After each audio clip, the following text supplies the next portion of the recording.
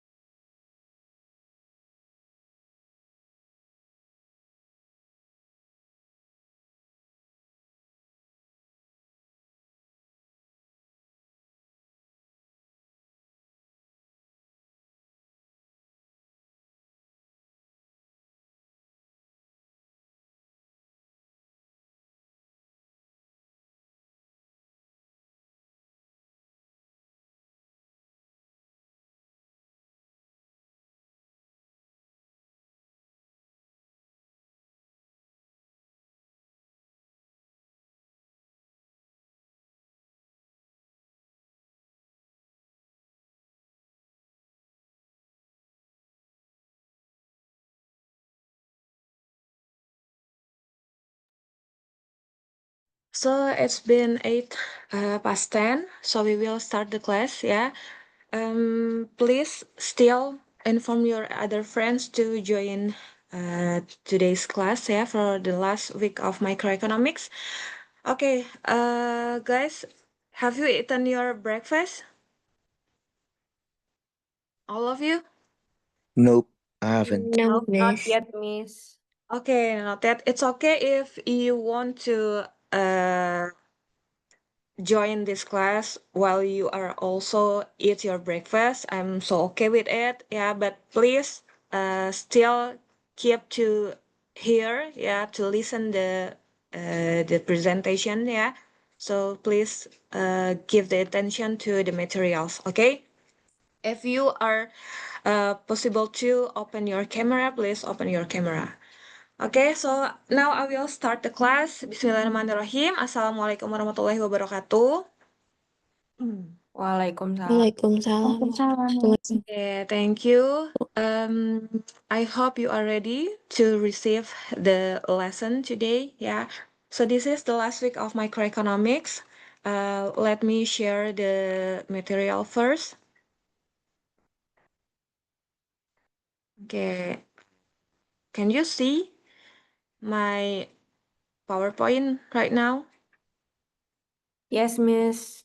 Okay.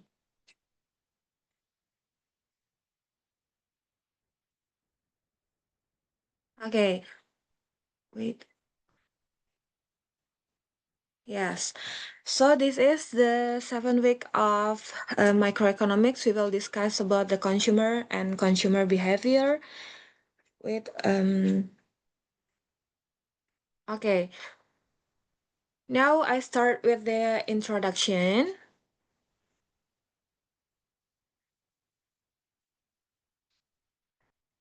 Okay, so we already learned about the principle of microeconomics, right? Yeah, there are 10 principles of microeconomics, and we know that some are naturally, yeah, people do the decision. People make their decision, yeah, based on their rational.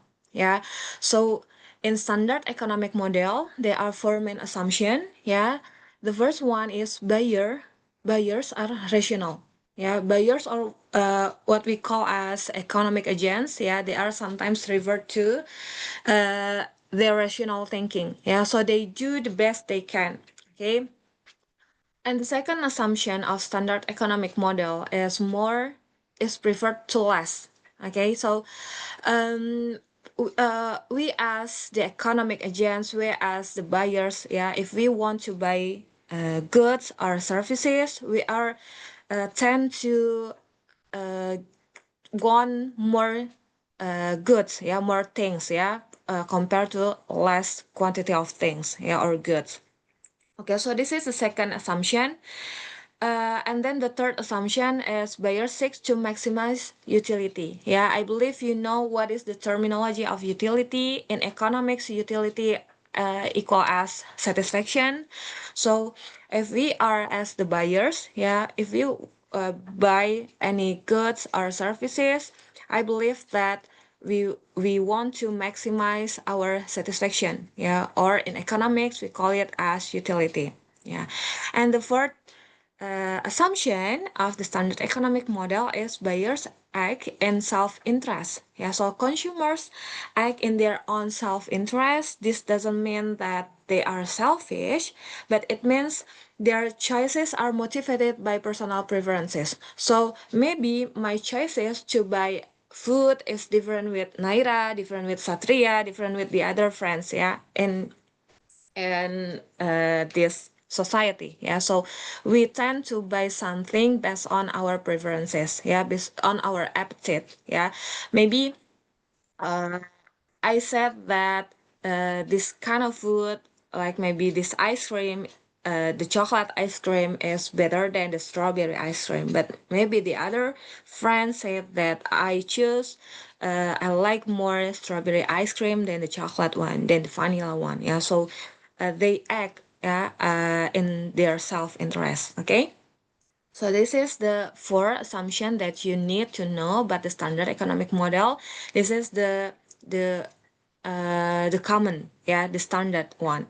Maybe there are some outlier there, but this is the standard economic model. Okay, and then we should also know about the value. Yeah, if we talk about the utility, we talk about the satisfaction. Yeah, we first need to know about the value. Okay, so the value is a key concept in consumer behavior. So because because this week the topic is about the consumer behavior, so we need more aware about the value that the consumer thinks about the goods or the services. Okay. So the value is the key concept in consumer behavior. It refers to worth or importance of a good or service, to an individual, and it is represented by the utility the consumer derive from it. Okay. And then the next terminology that we need to know is the utility. Yeah, like I said before, the utility in economic means the satisfaction level. Yeah, from consuming one good or more. Okay. And then one way the economists measure the value is by looking at how much the consumer are willing to pay for a good.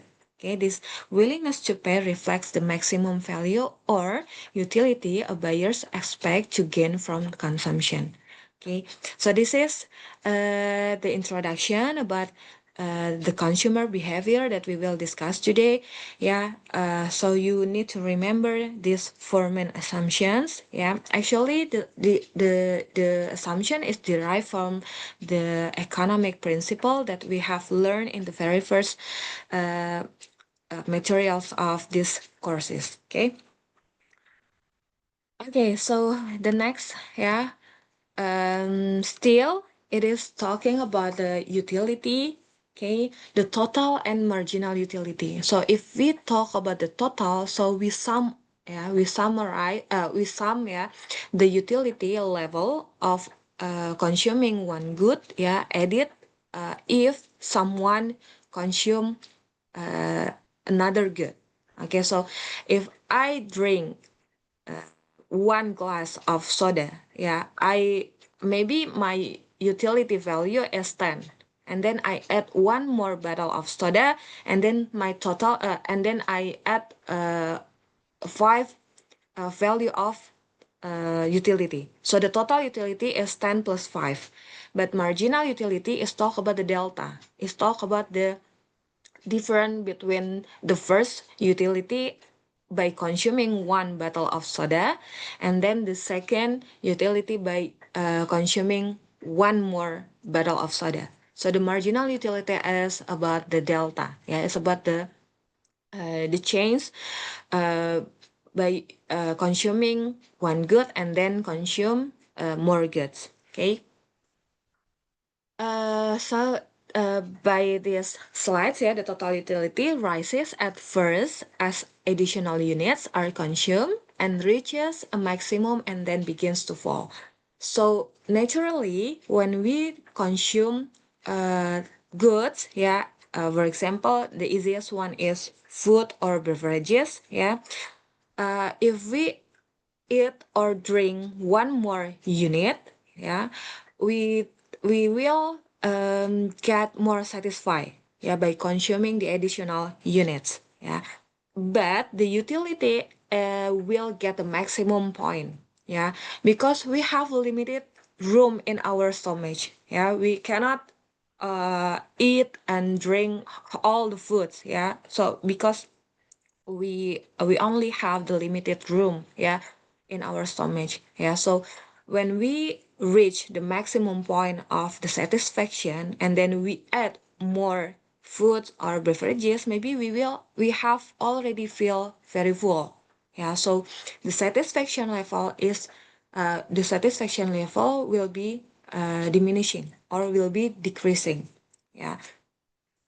This is the total utility concept, and then the marginal utility, like I said before, it is about the delta, it is about the change, by add one more good to consume, yeah. And then the diminishing marginal utility is the fundamental of laws in in economics, yeah. So this is the law, yeah, the law in economics, the law of diminishing marginal utility. Yeah, it states that the marginal utility decrease as the quantity consumed increase. Yeah, so when we add more food or beverages, yeah, we increase our total utility, but actually the marginal utility is decreasing. Okay, so this law called as diminishing marginal utility. Okay, and then the other terminology talking about the utility is the marginal rate of substitution. Okay, or MRS, yeah.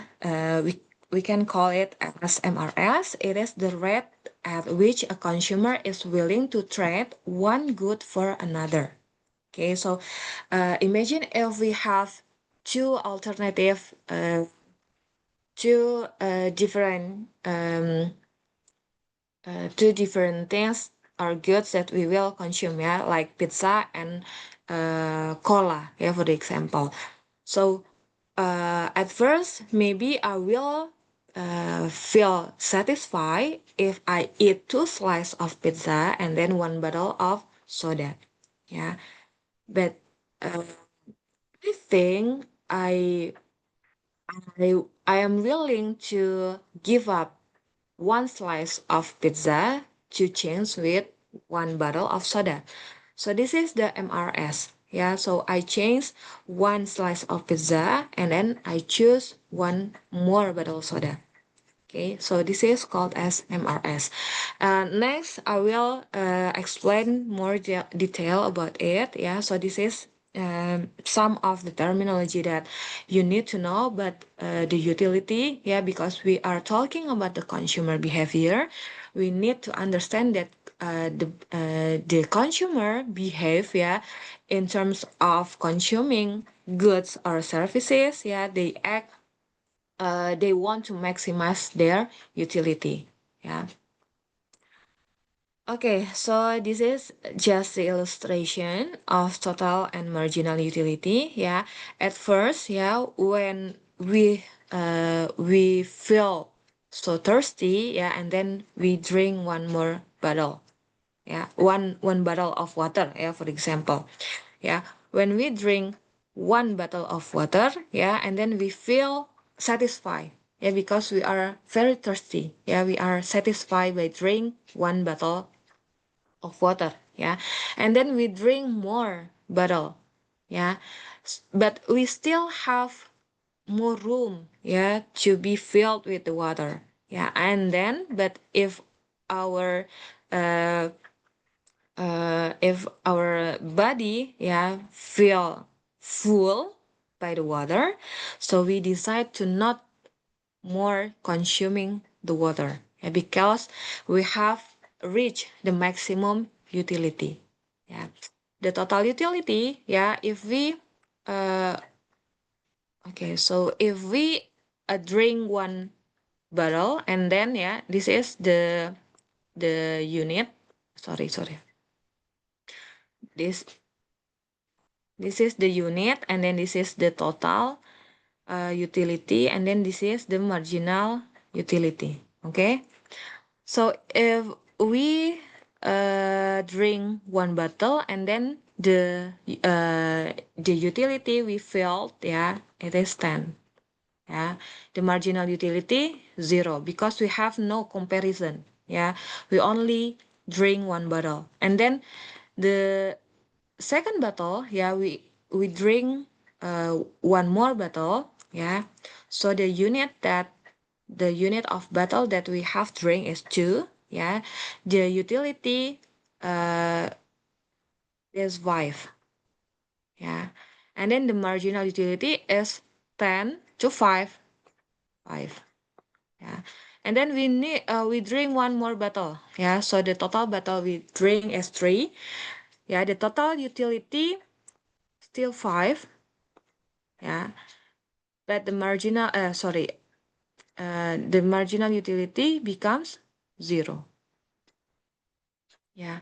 So we can see here that the total utility will always increasing because 10 and then add by 5 so become 15 and then add by 5 again so become 20. Yeah, this is the marginal utility become 20. But the marginal utility from 0, yeah, it is increased into 5, yeah, increasing, but yeah, this is the change is only 0, so it is diminishing. Yeah, so that's why we call it as the diminishing of marginal utility. Yeah, this is the law, yeah, of marginal utility. The marginal utility will decrease, yeah, align with the additional of one more good that we are consuming. Okay. Okay. Okay, talking about the utility, yeah. So naturally, people, yeah, we are as a person, we want to maximize our utility, okay? But we have constraint, yeah. The constraint here, yeah, reflected as the budget constraint, yeah. Maybe we want to buy 2 box of pizza, yeah, but we only have 100,000 rupiahs. So we can only buy 1 box of pizza. Yeah. It is the concept about the consumer budget constraint. Yeah, the consumers have a constraint related to the budget. Yeah, because they have limited resource and the resource here is the budget. Yeah, or maybe their income. Yeah, or maybe their income allocation. Yeah, to buy food, to buy drinks. Yeah, to buy clothes. Yeah, they are limited. Okay, so here is the budget constraint line. Yeah, this is the graph talking about the budget constraint. So the budget constraint line will be downward sloping, yeah, from left top, yeah, to the uh, right down, yeah. So it is downward sloping, okay. It is will be negative, okay. So the budget constraint, yeah, the budget constraint shows the combination of cola and pizza. Yeah, it is the budget that this consumer allocate his or her income to buy food and beverages. Yeah, so they have 2 bundles. Yeah, sorry, they have 1 bundles of um food and beverages. Yeah, it is contain pizza and cola in this example. Okay, so the budget that this consumer have is only 1,000 euro. Okay, so he or she needs, okay, just make it simple, we call it he, yeah, he needs to spend this budget, yeah, into 2 combination of goods, yeah, cola and pizza. Yeah, but the combination can be vary. Yeah, the total quantity of cola, yeah, can be vary, and then the total quantity of pizza can be also vary. But the total budget, yeah, he only have 1,000 euro to spend. Yeah, his money to buy these 2 kind of food, yeah, in the fridge. Okay, so any point of this line, yeah, any point of this line means the consumer spends all their money. Yeah, so here, yeah, this is the blue lines. Yeah, the blue lines. These blue lines, yeah, means that this consumer spend all of his money to buy the pizza and the cola. Yeah, this blue line. Okay, so we see from the table first. Okay, so if he spend he spend money to buy all the pizzas. Yeah, so he will not buy any cola. Yeah, so the quantity of cola is 0, but the number of pizza is 100. Yeah, so he spent on cola 0. Yeah, no money that he spent to buy the cola, but he spent on pizza on total money that he has. Yeah, 1,000 euro. So my my question is, how much, how much does the pizza cost? Anyone?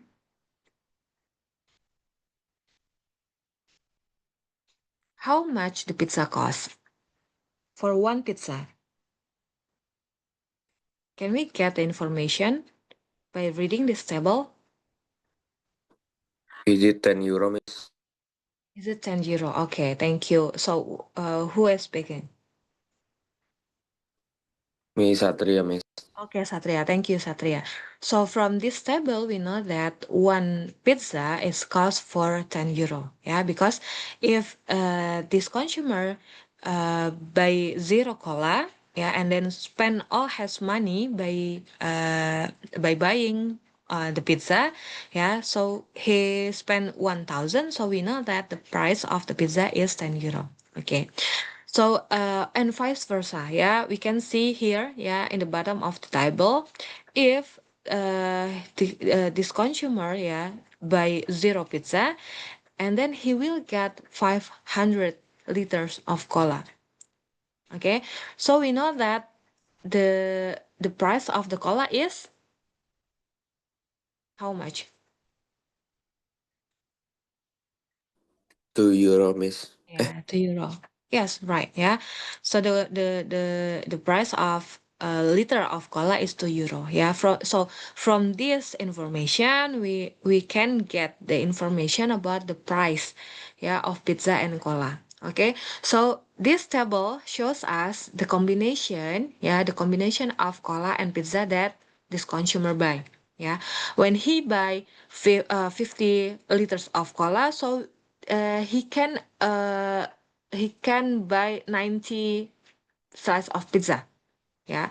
So the spending to buy the cola is 100. Yeah. Spending on pizza is 900. Yeah. So the total spending is still the same because this is the constraint. Yeah. The budget constraint that he has. Yeah.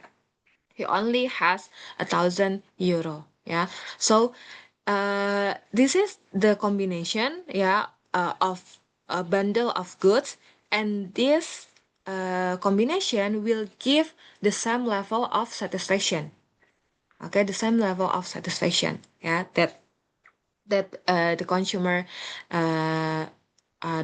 get, yeah, by consuming this combination of the goods, yeah, the the food and the beverage. Okay. So here we can conclude that the consumer's budget constraint is the various bundles of goods the consumer can afford with a given income. Okay, so it is related to the constraint of uh, the consumer income. Okay. Um, okay, we can move to the next slide.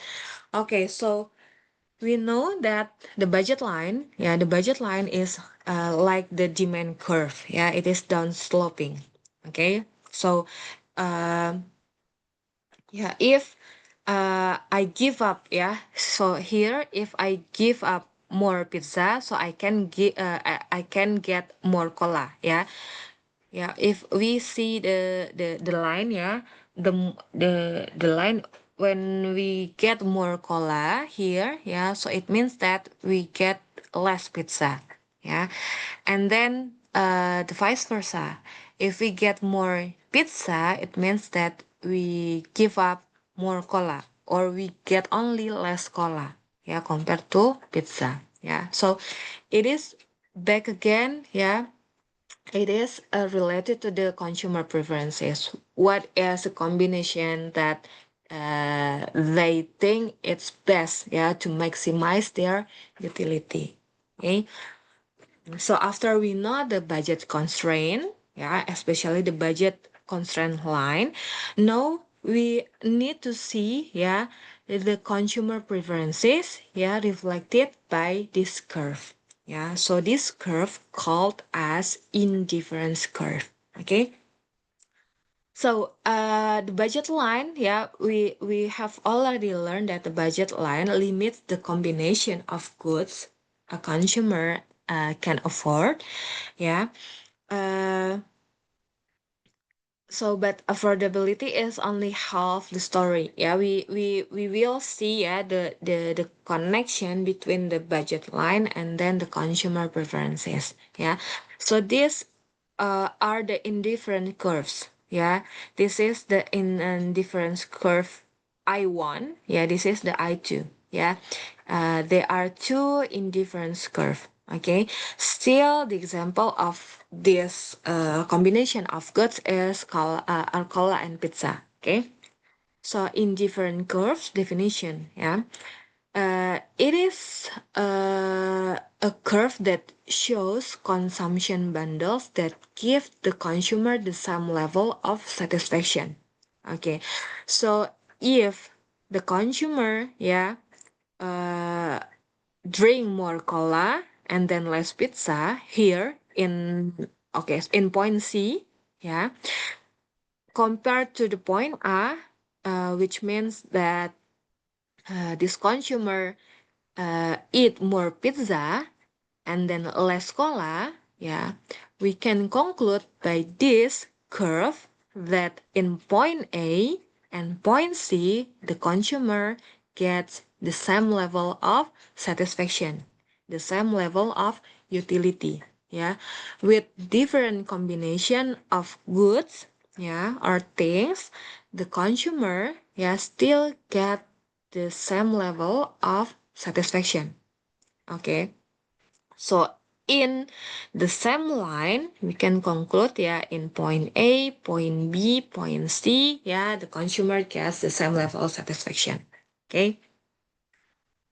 And here, yeah, here is the MRS, yeah, the marginal rate of substitution, yeah, but not only in this point, yeah, we can say that this is also the MRS, this is also the MRS, yeah, this is also the MRS, yeah. So MRS is the slope, yeah, the slope of the slope uh, of the indifferent curves. Okay, like when you are in high school, yeah, you know the gradient, yeah, you know the slope of a curve, yeah. So MRS is the same with what you understand about the line, the gradient, yeah, yeah. So the MRS, yeah, we can say that MRS, yeah, MRS, sorry, is equals with the change in y, sorry, yeah, this is y divided by the change in x. Yeah, this is the same way, yeah, when you try to get the gradient or you try to calculate the slope. Yeah, this is the MRS.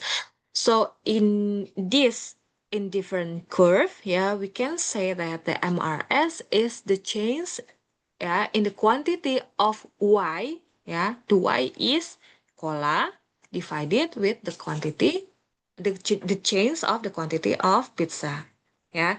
For this example, yeah, MRS can be understand by this formula. Okay, and then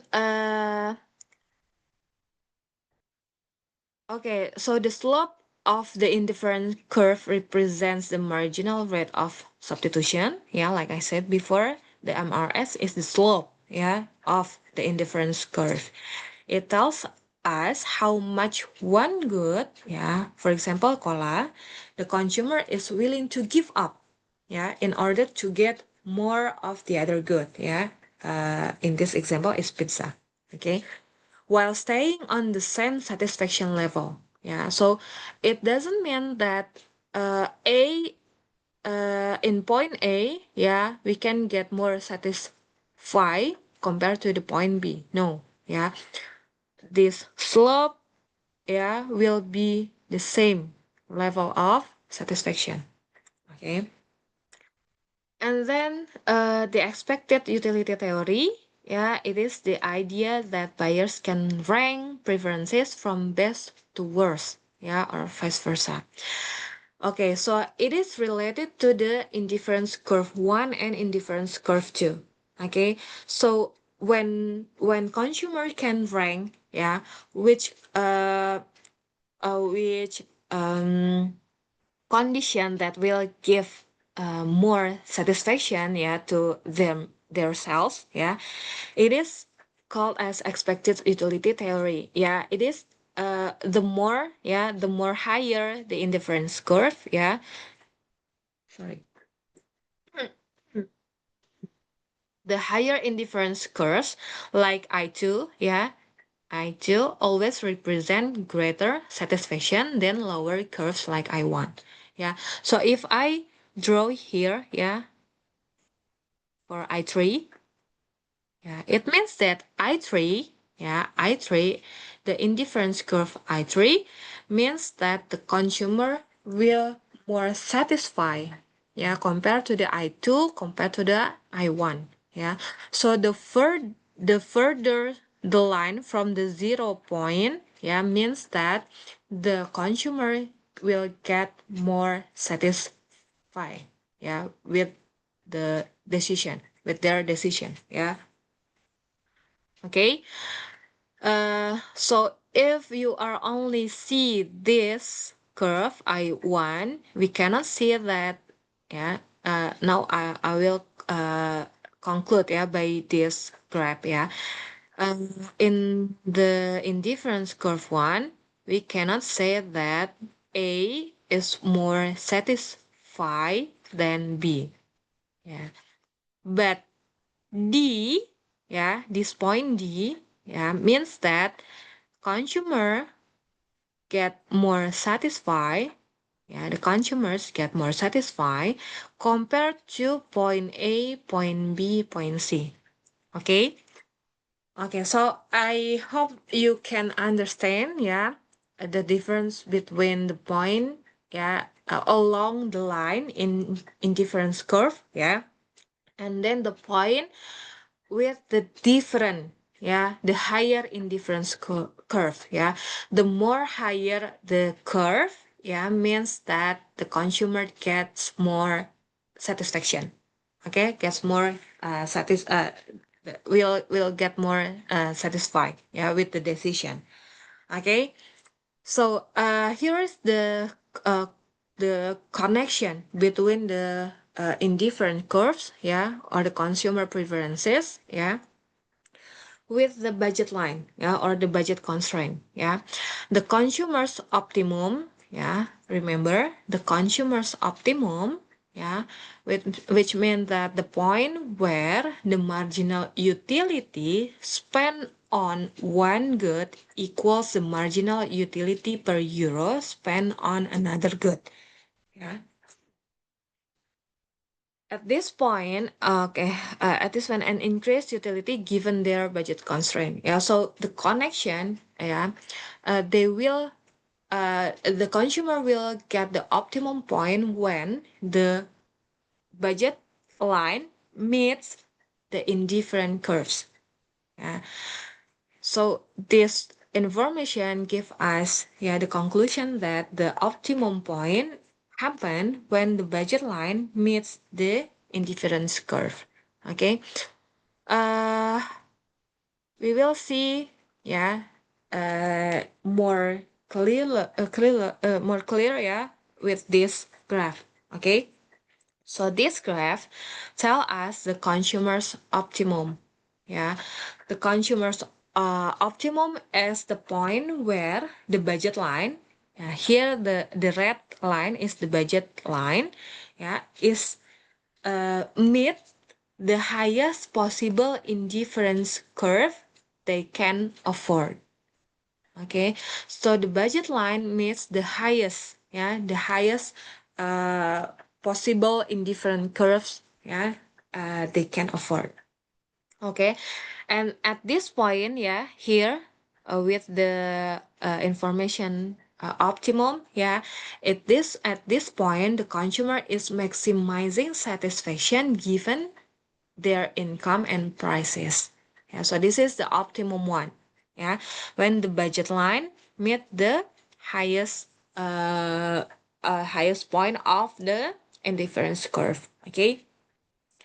So mathematically, this condition, when we talk about the consumer optimum, this formula reflects this condition.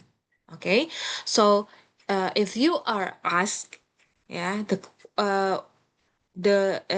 what condition that we can say it is the consumer optimum, you can say by two point of view. The first, you can tell about the mid of the budget line with the indifference curve, or you can reflect by telling the formula. It means that the marginal utility X divide by the price of the X. The X is the pizza. Okay, so the marginal utility of pizza in this example, divide by the price of pizza equals, the marginal utility of Y, which is cola, divide by the price of the cola. Okay, so this is the formula of consumer's optimum. Okay. Uh, okay, so how about the indifferent curve 1 and indifference curve 3? Okay, the budget line here, in the red line, can be optimum when it meets the indifferent curve 2, the I2. So here the I1, I1 tells that it is not the optimum one, because they can buy more combination of the goods. They have more resource to spend on cola and pizza. So here the indifference curve 1 will not give the best satisfaction, the best satisfaction to the consumers, because they have still a lot of budget, to buy more pizza, to buy more cola.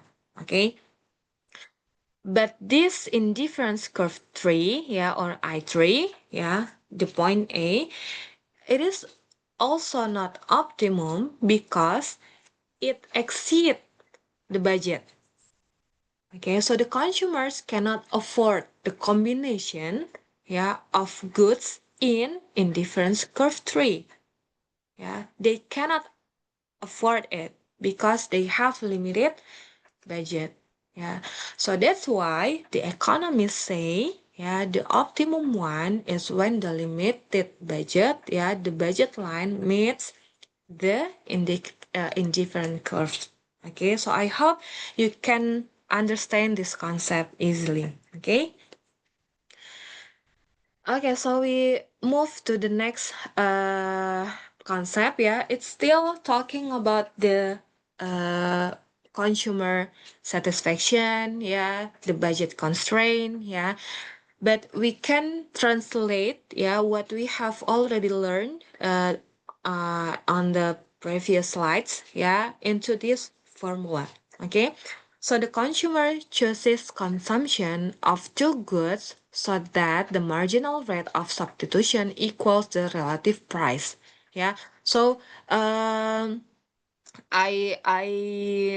have already write and on the previous slides that MRS is the change. If we relate it to the quantity, it is the change of the Y, divided by the change of the quantity of X. So because it is the slope, the slope of the line. But in different formula, the MRS, the MRS, because we know that the indifferent curves meet the optimum, when it meets the budget line. So the budget line reflect to the price of the goods or the things, So the willingness to trade at the optimum point, the willingness to trade or the MRS, equals the market trade-off. One, I am willing to give up one more bottle cola to get one more slice of pizza. It is the marginal rate of substitution.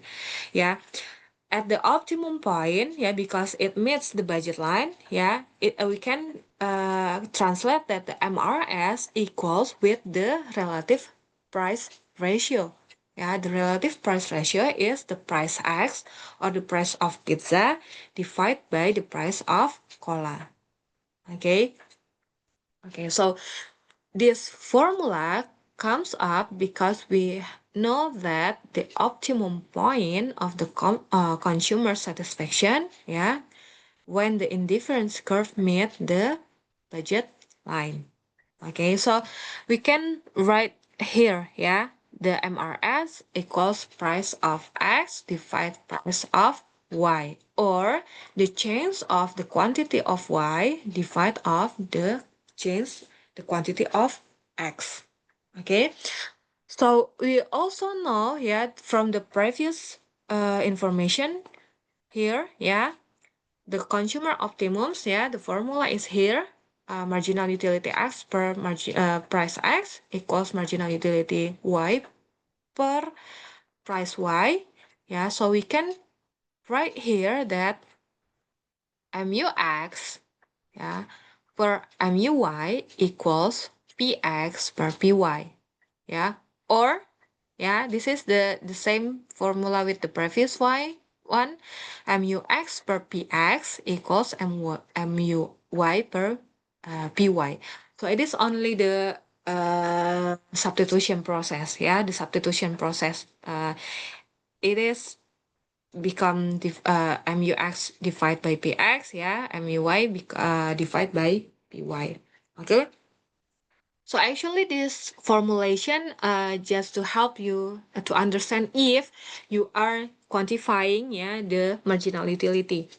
But again, like I said before, if you talk about the marginal utility, you can conclude into two forms.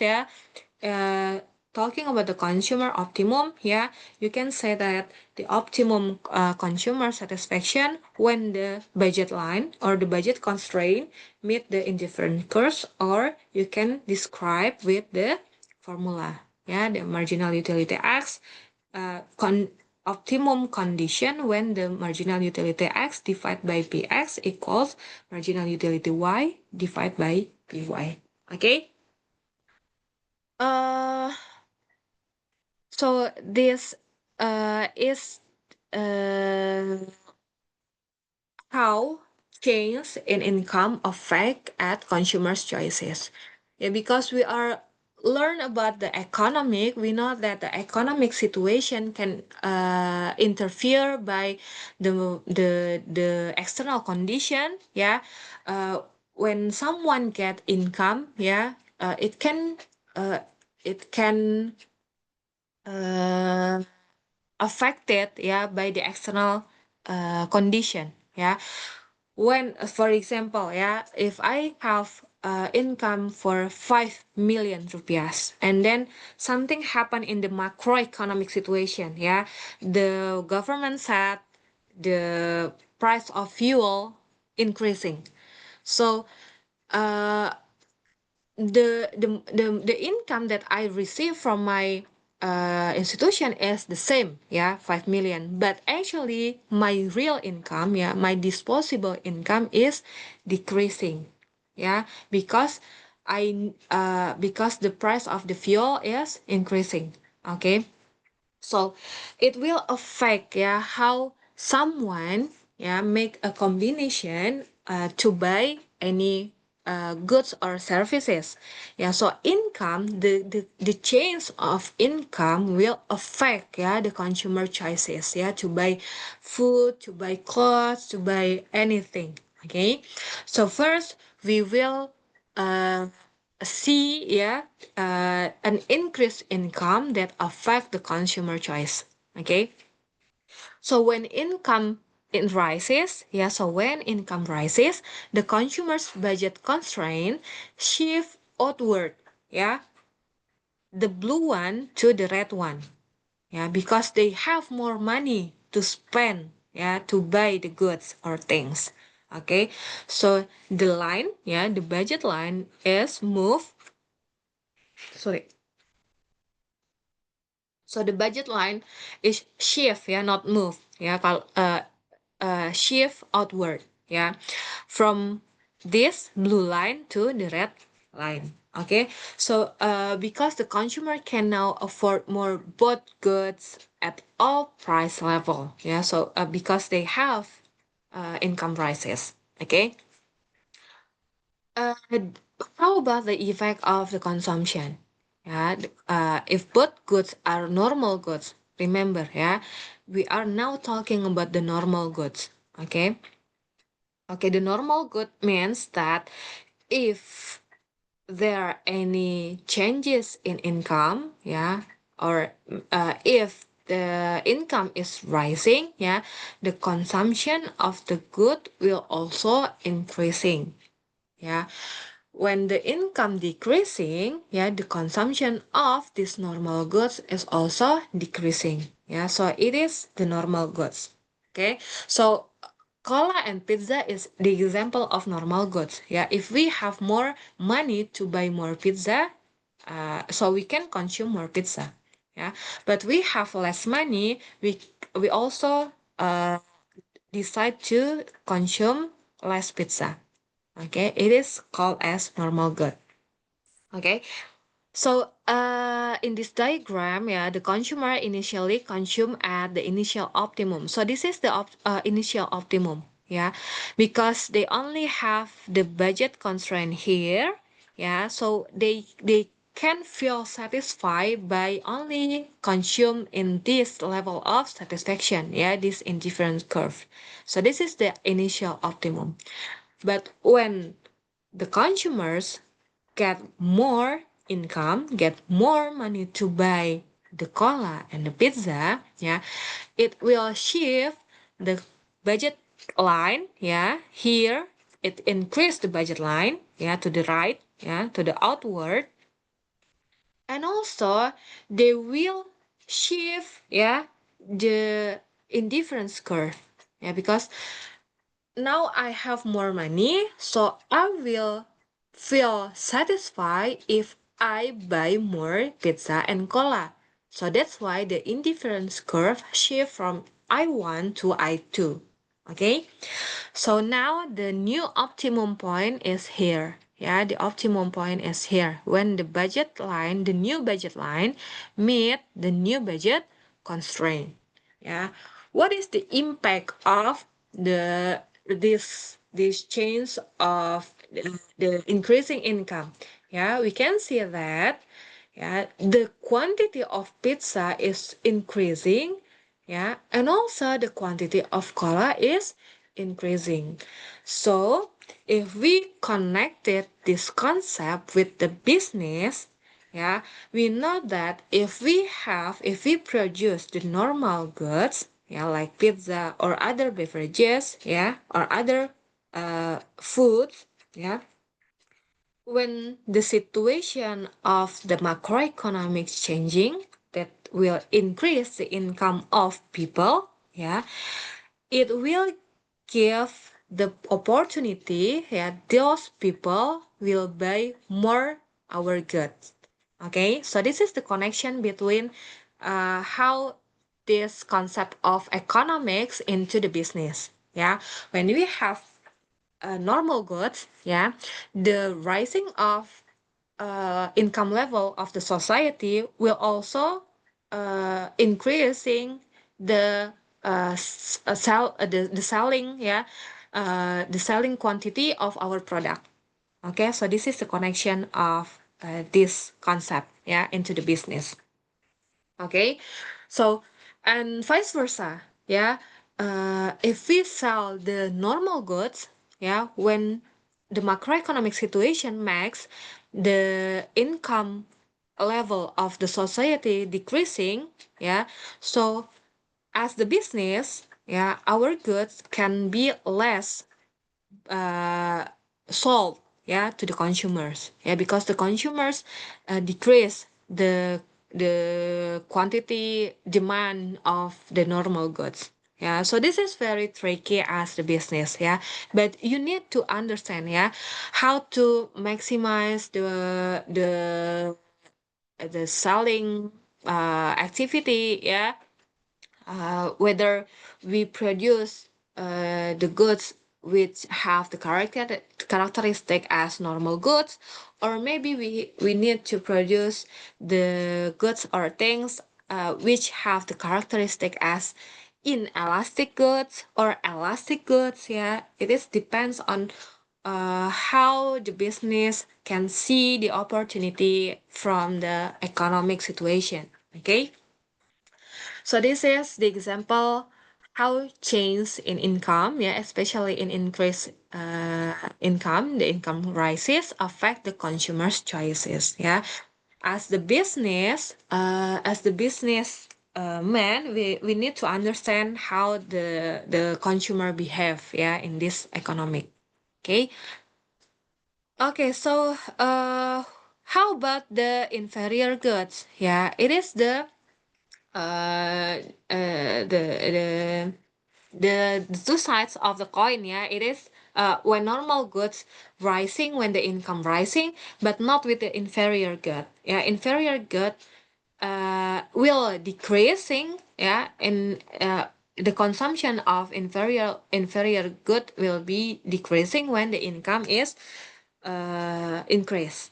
Okay, so just assuming, yeah, just assuming if the cola the sorry just assuming that the cola is inferior good, yeah, meanwhile the pizza still the normal good.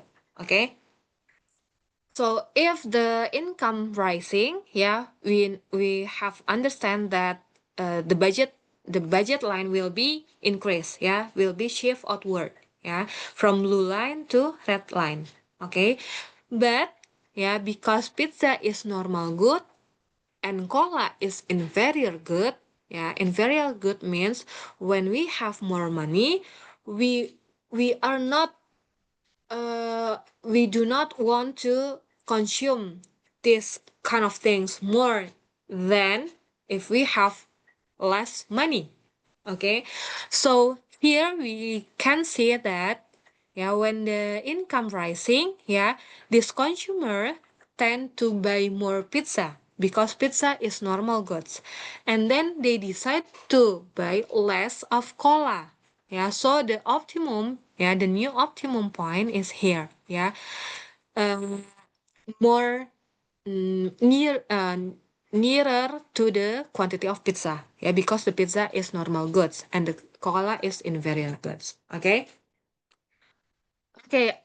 So this is the new optimum point. Yeah, if we have uh income rising, yeah, but the bundle of the goods, one of the things is inferior goods, so we choose more we decide to buy more normal goods than the inferior one. Okay. Okay, the previous discussion is about the change in income. Now how about the change in price? Okay, so assuming that we have the same income level, yeah, we have no more money, yeah, but the price, yeah, the price of the goods is changing. Okay, for this example, yeah, the price of cola, yeah, the price of cola is false, yeah. This is the information. When the price of cola falls, just remember the demand concept. When the price falls, so the demand will be increased. Okay, the consumer's budget constraint pivots. So it not shift, but it pivots. From blue line here, into the red line. But because the change is in price is only happen in cola, so the point here, the A point here means that the combination that they use to buy the pizza is still the same. But the consumers tend to buy more cola, because they know that the price of cola now is decreasing, cheaper than the previous condition, so they can buy more cola with the same income level. Okay, so this is how the change in price affect the consumer's choice. If we as the business, if we as the business want to change the price of our product, but we want that the consumers still allocate their income to buy their money to buy our product, so we can decrease the price, so it will be automatically make the consumers to buy more quantity of cola. Okay, so this is related to the demand concept. When the price is decreasing, it will increase the quantity demand. Okay, so this is the relation concept of the consumer's behavior, with the demand concept. Okay. Oh, all right. So okay, so by this information, we can get the key insight here. Okay, so when the price changes, it will influence the consumer behavior through two channels. Okay, the first one is substitution effect. Substitution effect. So the substitution effect talking about the consumers, when the consumer shift consumption toward the relatively cheaper good. Okay, so they have in their mind that, oh, this good is now cheaper, so I will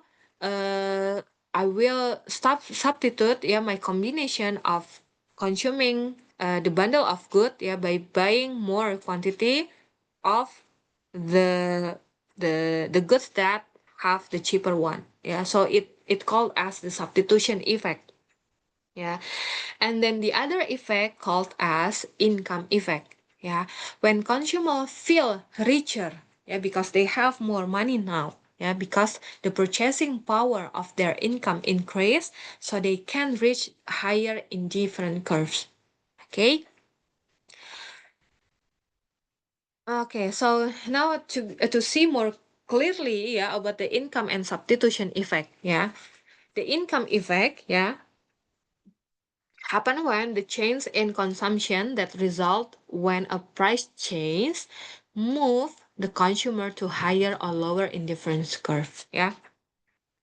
Here, the indifference curve, the first indifference curve in blue line, is I2, and then because the change in price in cola, they think that they can get more satisfied by buying more cola.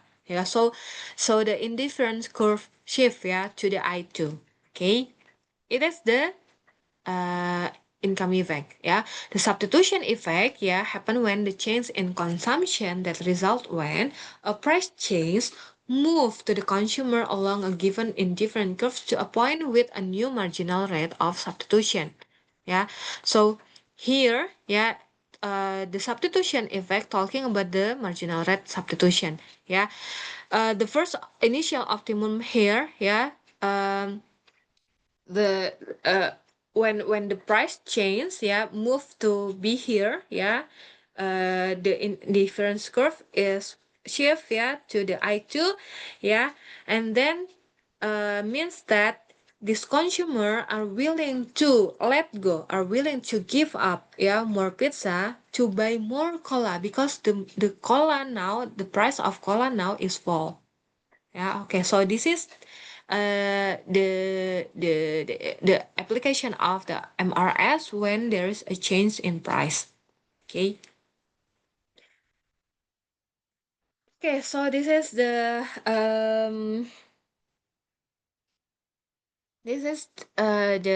summarize of the income and substitution effect. Yeah, when the price of cola falls. Yeah, the income effect, consumers are richer. Yeah. Actually, they have no, the income is not rising. Yeah, it is only the price that is changed. Yeah, because the cola is false, but the consumer feels like, oh, because the price of cola is now cheaper, I feel more. Yeah, I feel richer. Yeah, because I have more money to spend, yeah, to buy the cola. Yeah, this is the income effect. Yeah, when the price of cola changing. Yeah, the income effect in pizza, consumer are richer, so they buy more pizza if the pizza price is increasing. Sorry, it is decreasing. Okay. Substitution effect, yeah, the cola is relatively cheap, so consumer buy more cola. Yeah. And because the cola is cheap, the consumer thinks that pizza is now relative more expensive. So because the ratio between the price of cola and the price of pizza is now become bigger. Yeah. The gap is bigger. Yeah. So they think that the pizza is more expensive. Yeah. So the consumers buy less pizza.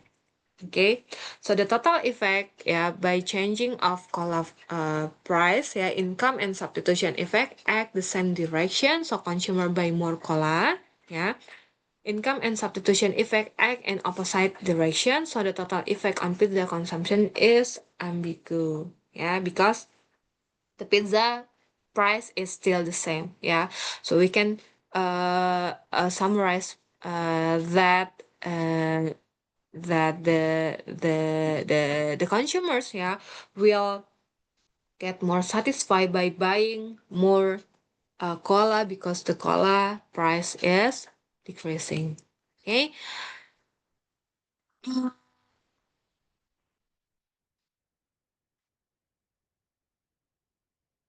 Okay, so if you talk about the income and substitution effect, yeah, when the price of cola falls, yeah, cola becomes relatively cheaper compared to pizza. The consumer move from A to B, and A to B. Okay, because the cola is cheaper. Yeah, along the same indifference curve I1. This reflects the substitution effect. Consumers substitute away from now relative more expensive good pizza toward the cheaper good cola. Yeah. So in this blue line, yeah, the substitution effect means that the consumers, yeah, are willing to buy more cola. Yeah. So the point, the optimum point, yeah, from A, yeah, move to B. Yeah, it is talking about the substitution effect. But the income effect, after adjusting for substitution, yeah, now, yeah, we see here the consumer now has effectively greater purchasing power. Yeah, they can reach a higher indifferent curve. Yeah, they can they can shift, yeah, to the new optimum, yeah, point C. This is the income effect because cola is cheaper. Yeah, the consumer feels richer and can afford more of both goods. Okay. But by only changing in one goods, yeah, it will give the effect of the whole consumer preferences, yeah, to buy the bundle of goods or services. Okay. Okay. So that was the discussion about the marginal utility and also the indifference curve, the budget constraint. Now we move to the behavioral economics, yeah. So we only have 20 more minutes, yeah. So I'll make it fast. Okay, it is more related to uh easy concept, yeah, for you, I believe, yeah. First, uh, it is about the bounded rationality. Yeah, we know that buyers are rational. Yeah, when they decide to buy the goods or services. Yeah, bounded rationality means that human decision making is limited by three main constraints. Yeah, yeah. This is the constraint. Yeah. Uh, the first is limited information. Yeah, unreliable information. Yeah, limited information. Consumers rarely have access to full or perfectly reliable information. When we buy any goods or things, yeah, we do not know what is exactly the information about these things. Yeah, we only buy because we like the things, we like the goods. Yeah, but we actually have limited information about the food, about the goods, yeah, or things. Uh, for example, maybe, yeah, when choosing an investment, yeah, people often cannot evaluate every possible risk and outcome. Yeah, we only see that when we buy any stock, yeah, or deposit, or anything, yeah, we only see what is the interest rate, yeah, uh, the return rate, yeah, of this uh, investment instrument, yeah, but we cannot see the whole information about the possible risk, yeah, in those stocks, yeah, in those investment instruments, yeah. Yeah, this is the constraint of the decision making that people do, yeah. And then the second constraint, yeah, they have uh cognitive limits, yeah. They face limits to the amount of information they can process, yeah. They have limit cognitive knowledge, yeah. uh, Even if all the information is available, yeah, humans cannot process it all, yeah. We tend to simplify choices, rely on shortcuts, yeah, on rule of thumbs, yeah. Maybe uh, the information is actually provided by the corporate that issuing the bond, issuing the stocks, for example, yeah. But at the end, we decide to invest our money to those bonds or stocks just because our friends do the same thing, yeah, because we have limited cognitive skills, yeah. We cannot process all the information. It is too confusing to us to exactly understand what is the information about this investment. Yeah, this is also the constraint, yeah, in people to have to make the decision, yeah. And then the third one is time constraint, yeah. They face time constraint here, yeah, in making decision. We sometimes run off all the time, yeah. We only have limited time to make our decision, Yeah, decision must often be made quickly, under pressure, yeah, without enough time to carefully weigh all options. Yeah.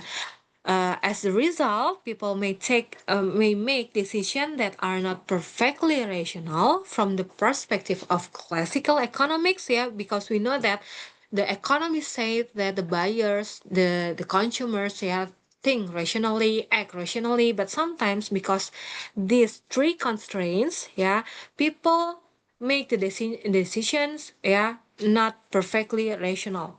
Okay, they make the satisfying decision. They only make the decision that satisfy themselves. Yeah, but it is maybe not rational. Yeah, choices that are good enough rather than optimal. Yeah, so this is the very basic of behavioral economics.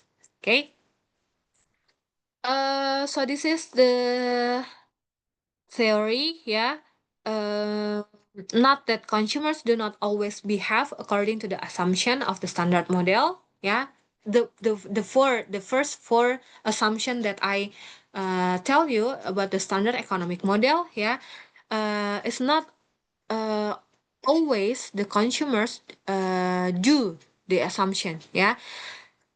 Okay, it is because sometimes people are overconfident, yeah, give too much weight to a small number of observation, yeah, they only see little, but they have jumped to the conclusion, yeah, but sometimes because they are reluctant to change their mind, they have tendency to look for example which confirm their existing view, yeah, and also consumer use rule of thumbs, yeah, the heuristic, yeah, they rely on the history, the heuristic. Okay, instead of carefully analyzing every option, consumers often rely on shortcuts, heuristic. Yeah, for example, if it's more expensive, it must be higher quality. Yeah, so this is the paradigm that every people, I believe, until today, yeah, people always think that the more expensive one means that the goods or things have more quality, yeah, compared to the cheaper one. Yeah, well, the shortcuts save time. They can also lead to systematic errors in decision making. Yeah. Okay. So this is the type of heuristics. Yeah, the anchoring. Yeah, using familiarity to make decision. Yeah, rely on familiar references. Yeah, point when making decision. Okay, the availability, yeah, assessing risk of the likelihood of something happen. Yeah, consumer assess risk, yeah, or the likelihood, the possibility based on how easily example come to mind. Yeah, for instance, if people recently heard news about plane crash, yeah, they may overestimate the risk of flying compared to driving, even though statistically driving is more dangerous. Yeah, so they decide uh they making the decision because of the availability of the risk information. Okay, so the next type of heuristics is representative. Here the decision made based on how representative something into a stereotype. So it is based on the stereotype. Okay. uh And then the persuasion, yeah, the attributes a consumer attached to a product or brand, yeah. So if we see the interesting advertisement, yeah, we feel that oh, this goods is very convincing, yeah, convincing me to buy, to consume the goods or the things, yeah. So it is persuasion, yeah, related to the brand, related to the advertisement, related to the influencer who says that the goods or the thing is very high quality and so on, yeah. And the last is the type of heuristic is the simulation, yeah. It is visualizing or simulating the outcome of decision. Uh, uh, Okay, this is the expected utility theory. Yeah, assumes that consumers are rational decision makers who can rank all the possible choices based on the level of satisfaction or utility that they expect to get. Yeah. Uh,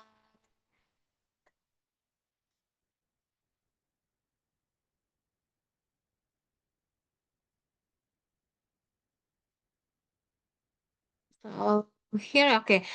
The firms are careful to frame the way they present products and information to the consumers to try to influence purchasing decision and exploit these differences in perception. Okay. At first, and marketing therefore may be framed to give the impression to consumer that they face increased risk. Yeah, so because the expected utility theory, yeah, when consumers, yeah, uh, expectation to the satisfaction of consuming goods, yeah, it used by the corporate, it used by the uh, business, by the brand, yeah, to framing the quality of the product. Okay, so the framing is for the framing using the advertisement, for example, yeah, and branding. Okay, so we can see more clearly, yeah, into the next section.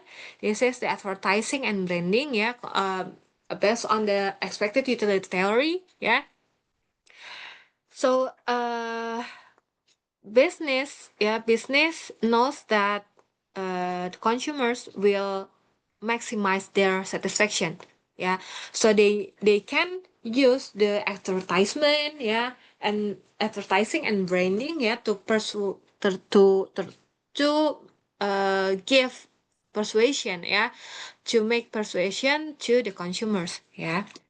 But there are some critics, yeah, about these approaches, yeah. You can find it later by yourself, yeah. I will move to the next slide, yeah. This is the example of advertising and branding. um yeah, but now we can see more interactive advertisement, yeah. So the branding means by which a business create and identify for itself and highlights the way in which it differs from its rivals. Yeah. So uh what makes Starbucks different with Tuku, different with Fore is it is because their brand. Yeah. The brand that makes them different with the other brand. Okay, so what is embedded with uh, the product? Yeah, it is also can be implemented with person. Yeah, you can self branding yourself. Okay, so what is people see about yourself, yeah. For example, maybe Satria, yeah, maybe Satria have his own brand, yeah. When people see Satria, it is uh like a soldier, yeah, like a soldier, yeah, the men who have a big body and so on. It is the personal branding, yeah. Or maybe it's not limited to the physical, yeah. It is more about the skills, yeah. You can make your personal branding, yeah. If you talk about maybe Naira, people see that Naira is a confident girl, yeah. She is beautiful, yeah. It can be a personal branding, yeah. Not uh she has a good public speaking, for example, yeah. It is the skills, not only the physical one. Okay, so this with the product, yeah, with the brand of the product, yeah. Like I said before, if you talk about the coffee, yeah, what is make the different between Starbucks, Fore, and Tuku? Maybe about the bag, yeah, the luxury items like Louis Vuitton, yeah, maybe the Hermes, and also the other luxury items, yeah. Brand makes them different with the other rivals, yeah. But yeah, uh, if you talk about the consumer behavior, yeah, sometimes, yeah, when people buy some goods or thing, yeah, they have limited information. So the asymmetric information could be happen, yeah. if we talk about the asymmetric information, first we need to know about the moral hazard first, okay? The moral hazard arises when individuals take more risk because they do not bear the full consequences of their action. Yeah. For example, a person with full health insurance may overuse medical services because they do not directly pay the full cost. Yeah. So sometimes talking about the insurance, because they because the patient is not pay the bills, because they covered by the insurance, so they ask the doctor to do any examination, medical examination. It is kind of the moral hazard. uh and the moral hazard lead to adverse selection. The adverse selection occurs when one party in a transaction exploits hidden or unobserved attributes, leading to undesirable outcomes for the less informed party. So adverse selection is tendency to not telling, to not giving the information. So they keep the information. The unobserved attributes, the hidden attributes. For example, again, in insurance market, people with higher health risks are more likely to buy insurance, while healthier individuals may option out, rising costs for insurers and reducing efficiency. So they less informed, they tell less information to the other parties. So the asymmetric information itself definition occurs when one party in a transaction has more or better information than the other. So for the example, I am the seller. Naira is the buyer. So the one who know exactly what is content of the product is me as the seller. Naira have no information about the product. So this is the asymmetric information. I have more information compared to Naira, and I can do the moral hazard because Naira doesn't know the information about the product. I also can do the adverse selection by not telling this product, the real information about the product. I can hide some attributes, some information to the buyers. Okay, so this is the concept of asymmetric information. Because one party doesn't have full information, so it become asymmetric. So the one who get more information can possibly do the moral hazard and also the adverse selection. Okay.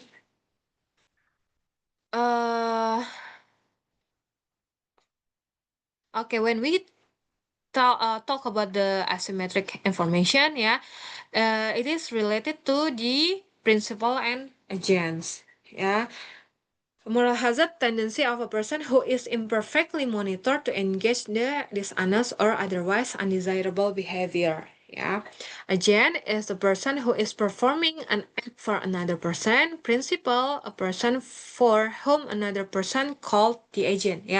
So in the corporation, in corporate, so for the example, if I was the boss, so I was the principal. You are the worker, so you are the agent. Okay. So because I cannot monitor all of you, whether you are doing your job well or not, so you can do the moral hazard, but by not doing your job, you prefer to go hang out with the other colleague, or you not coming to the office and so on. It is can possibly do the moral hazard. Yeah, the agent can do the moral hazard because the principal cannot monitor all, yeah, the activity in the corporation. Yeah. Uh yeah, it is more about the moral hazard, yeah, happen in the company. Yeah, but now the question is, how do firms respond to this problem? Yeah, the moral hazard that due by the agent. Yeah, the company, the firms can do the better monitoring. Yeah, so there's no moral hazard or adverse selection that due by the agent. Yeah, or maybe if we talk about the employer and employee, the employer can give high wages. Yeah, so the the worker can do more better, it can do better, yeah, in their job. Or maybe delayed payment. Yeah, so if the worker do not uh, done the job perfectly, or maybe not perfect but well, yeah, so I would not give the salary, I will delay the payment. Yeah, so this is the three um the three ways, yeah, uh, the firms can do to respond the moral hazard problem. Okay. Uh, okay, this is just the additional information. Okay, so this is the end of um the materials today. So you will take the mid exam on 17 October. Yeah, actually, the the question is not very hard. Yeah, I believe you can do it better, yeah, on your exam, but just make sure that you read all the materials, yeah, from the first chapter until this seventh chapter. Yeah, so the question is will not beyond the materials. Yeah, please make sure you do understand about the economic. Yeah, especially the 10 principle of economics, and then the environmental. The business environment. Yeah, the PESTEL framework, and then also you make sure that you understand about the supply demand, the elasticity, yeah, and then market failure, yeah, the last Monday that we discussed, yeah, in the class, and then until today, yeah, but the consumer behavior, yeah, the marginal utility, the budget constraint, and then the asymmetric information. Yeah, please make sure that you read all the materials. Okay, so that's all from me. Is there any questions? Do you have any question? From me, it's already clear, Miss. Thank you, Miss. Okay, thank you, Satria. The other? For Miss, clear, Miss. Clear, yeah. So actually, I only see 18 students, yeah, who joined this class, yeah. Okay, I will share the presence barcode, yeah, please. Yeah.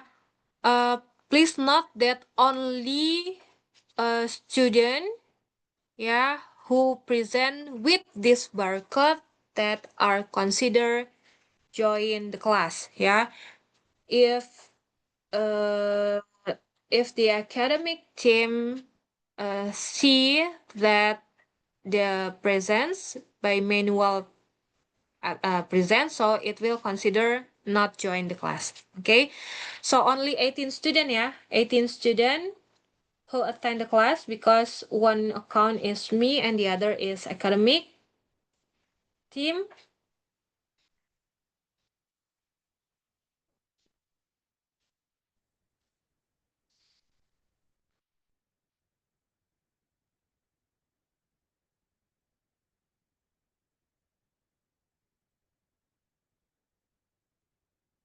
Wait a minute.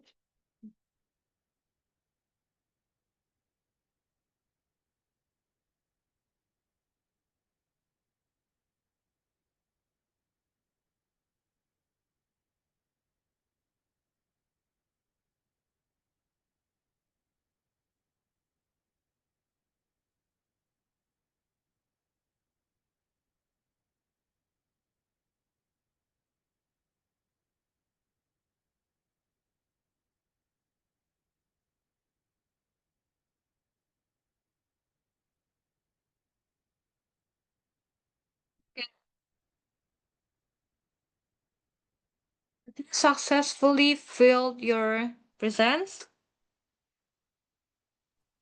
Yes, Miss. Okay. Okay, thank you.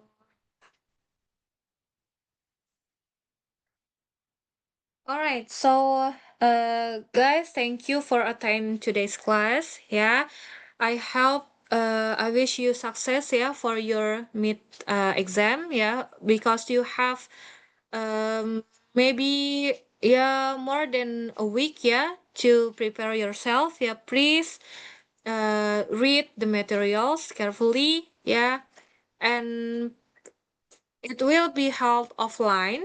Yeah, in SB.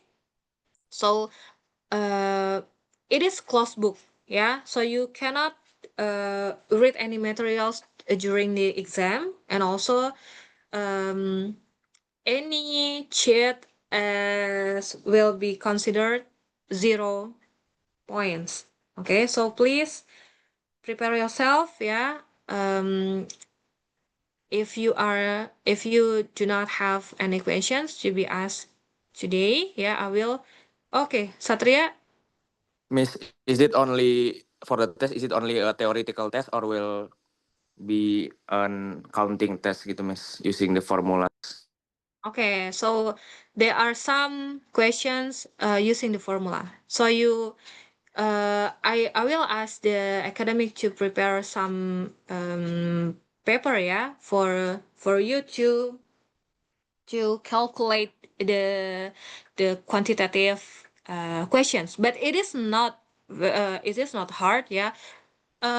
If I'm not mistaken, the quantitative only about the supply demand and also the elasticity. So please be prepared, yeah, about it, yeah. But not, but maybe also, uh, with the last materials that we have discussed today, it is about the budget constraint and marginal utility. Just please make sure you have trained yourself, yeah, to read some cases, yeah, related to the quantitative concept. Okay, so because we are not economic students, yeah, maybe in FEM economics will be more about the quantitative analysis, but uh, in SP it is more implemented with the business case, yeah. So micro is more theoretical, yeah, compared to the other business courses, yeah. But you have to understand how to implement this theory into the business practice. Okay, so this it's the information. Any other question? Clear? Okay, so because there is no other questions, thank you for coming to the class. Yeah. Wassalamualaikum warahmatullahi wabarakatuh. Bye, guys. Waalaikumsalam. Waalaikumsalam. Thank you, Thank you, Miss. Miss. Yeah. See you on Thank you. next 3 weeks. Yeah. Bye. Bye. Bye.